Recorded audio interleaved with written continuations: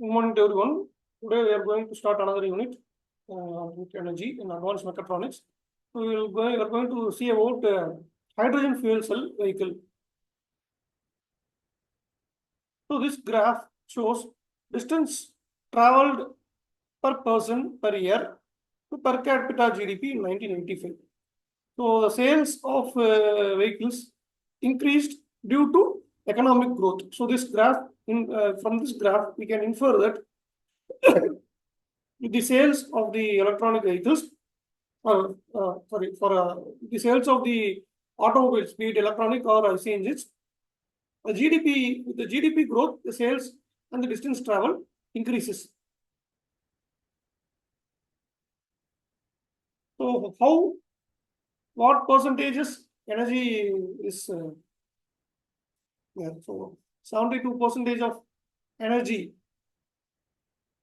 that is from fossil fuels, and bunker fuels 2.2%, land use change in forestry 6%, waste 3%, agriculture 11%, industrial process 6%. This is how energy is spent, and based upon the sectors, for electricity 31%, and for manufacturing and construction 12.4%, for transportation 15%, and other fuel combustion 8.4%, and fugitive emissions 5.2. Fugitive emissions means emissions from household appliances and from biological means. So how we can transform from IC engines to electric vehicles? So IC engines, then hydrogen energy vehicles, PHEV, that is hybrid vehicles, and from this we have to go to 100% electrification. So IC engines, hybrid electric vehicles, plug-in hybrid vehicles. So this is how the transformation must go. So now smart hybrid is available, right? And we are moving towards complete electrification of IC engines. So hydrogen fuel cell vehicle is, we'll have hydrogen as a fuel which will power fuel cells, which in turn will power battery, and then it will power the motor.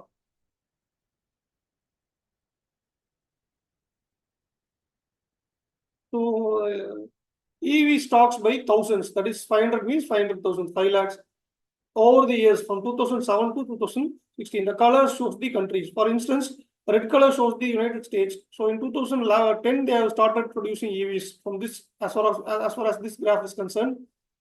So when you say 2013, you can say 5 lakh EV vehicles are there in America. Now in 2017, it is 3,000 into 1,000. That is 30 lakh vehicles are there in 2017 in United States, right? So energy content and power density. So lead acid batteries have the energy density of 100 kilojoules per kilogram. Lithium ion batteries have 600 kilojoules per kilogram. Hydrogen has 120 megajoules per kilogram. Gasoline has 43,000 kilojoules per kilogram. So power produced by per kg of hydrogen is 0.03 of lead acid battery is 0.03 kilowatt hour. Lithium ion battery 0.18 kilowatt hour. Gasoline 12 kilowatt hour, whereas hydrogen 33 kilowatt hour. So with these advantages, hydrogen also has some limitations. That is, hydrogen has high energy density, but it is it cannot be stored easily, and the transportation of hydrogen is an issue. Distribution, storage, safety is highly inflammable, and safety is a concern. And to store in liquid form, it should be stored in cryogenic temperatures, which will be challenging. So how hydrogen is produced? So these are the ways from which hydrogen can be produced. Using electrolysis, hydrogen can be produced. Using biomass gasification, coal gasification, and using natural gas and petroleum. So there are various sources of hydrogen.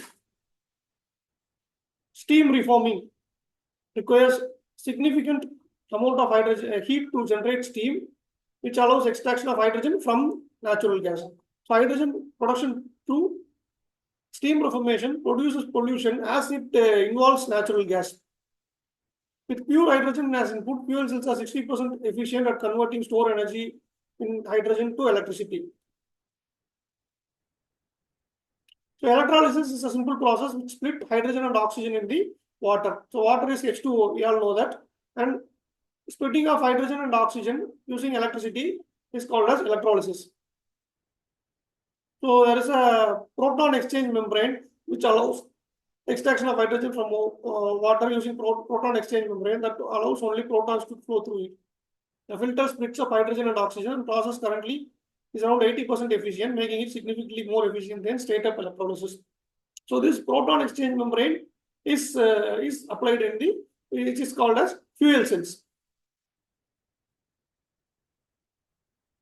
So fuel cells has this proton exchange membrane. The proton exchange membrane is a thin membrane which is Nafion, which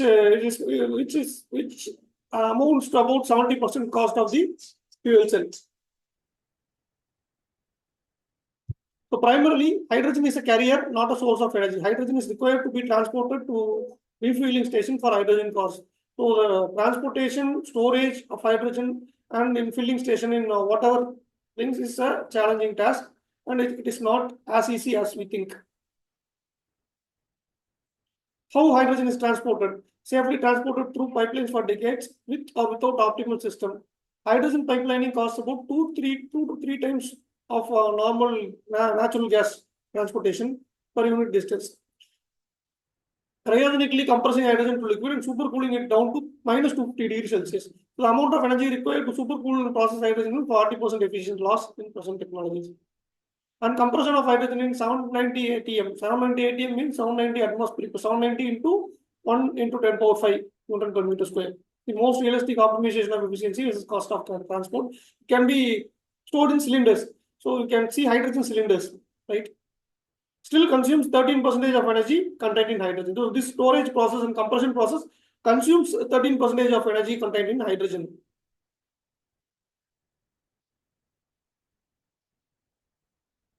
So hydrogen can be produced locally by renewable electricity. Solar and wind are intermittent in nature. Hydrogen can be produced using PEM electrolysis when sun shines or wind blows. Hydrogen can be stored in tanks at much larger volumes at relatively low cost. Hydrogen vehicles can pick up fuel from these local production centers. No need of transporting the hydrogen. High pressure cylinders, one of the method of storage a cylinder in onboard of vehicle using fuels. A simple lightweight storage, but often does not produce sufficient vehicle driving range. So another that is you can store in a cylinder like a CNG. You have seen in CNG cars. So like that, hydrogen can be stored as a lightweight storage method in a vehicle, but hydrogen gives a low range, which will not be sufficient. Another approach has been modified PEM fuel cell with liquid methanol instead of hydrogen gas. So methanol fuel cell uses methanol water solution for fuel instead of hydrogen gas. So where it is applied, space shuttles, fuel cells to power ship electrical systems, crew drinks has H2 as byproduct, replacing battery, TV cameras and forklifts, providing power at remote and isolated locations, cell phone towers, powering refrigeration units or trucks. Hydrogen economy is low carbon economy. Fuel cells are combustion of hydrogen, no release of carbon dioxide, no release of particulates. So there is no carbon based emissions as far as hydrogen is concerned. Only clean water is released as a byproduct, which can be used for other purposes. It cannot be used for consumption, but it can be used for other purposes. Right. So this is about hydrogen fuel cells. Thank you.